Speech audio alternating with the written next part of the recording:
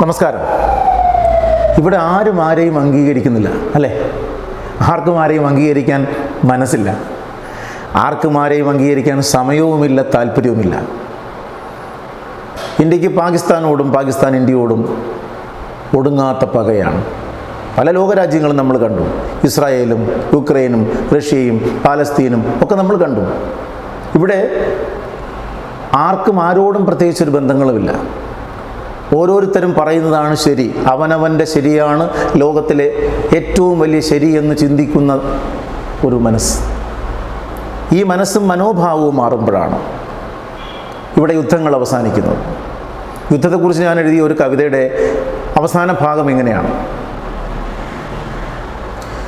ഇനി വരൊല്ലേ പോർവിളി, ഇനി വരല്ലൊരു യുദ്ധവും, ഇനി വരൊല്ലേ പോർവിളി, ഇനി വരല്ലൊരു യുദ്ധവും, നന്മ പൂക്കും വന്മരമായി പൂത്തു നിൽക്കാം നാമിനി.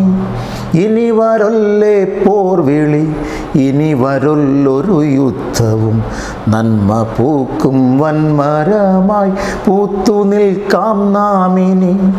നന്മ പൂക്കുന്ന വന്മരങ്ങളായി നമുക്ക് മാറാം. നന്മയുടെ ചെടി നട്ടാൽ അതിൽ നിന്ന് നന്മയുടെ പൂമുട്ടേ ഉണ്ടാകൂ, നന്മയുടെ പൂക്കളെ ഉണ്ടാകൂ, നന്മയുടെ വിത്തുകളും കായ്കളുമേ ഉണ്ടാകൂ.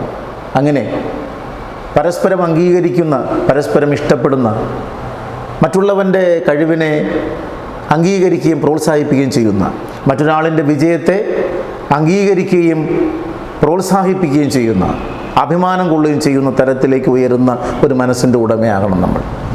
മറ്റൊരാളിൻ്റെ വിജയത്തിൽ ആനന്ദം കൊള്ളുകയും മറ്റൊരാളിൻ്റെ വിജയത്തെ ആഘോഷമാക്കുകയും ചെയ്യുന്ന മനസ്സിൻ്റെ ഉടമകളാണ് നന്മയുടെ മനസ്സുള്ള മനുഷ്യർ.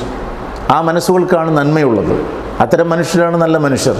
അങ്ങനെ മറ്റുള്ളവരെ അംഗീകരിക്കുകയും മറ്റുള്ളവരുടെ വിജയത്തിൽ സന്തോഷിക്കുകയും മറ്റുള്ളവരുടെ വിജയത്തെ ആഘോഷമാക്കി മാറ്റുകയും ചെയ്യുന്ന മനസ്സിൻ്റെ ഉടമകളായി, നന്മയുടെ വൻമരങ്ങളായി മാറാൻ എല്ലാവർക്കും സാധിക്കട്ടെ.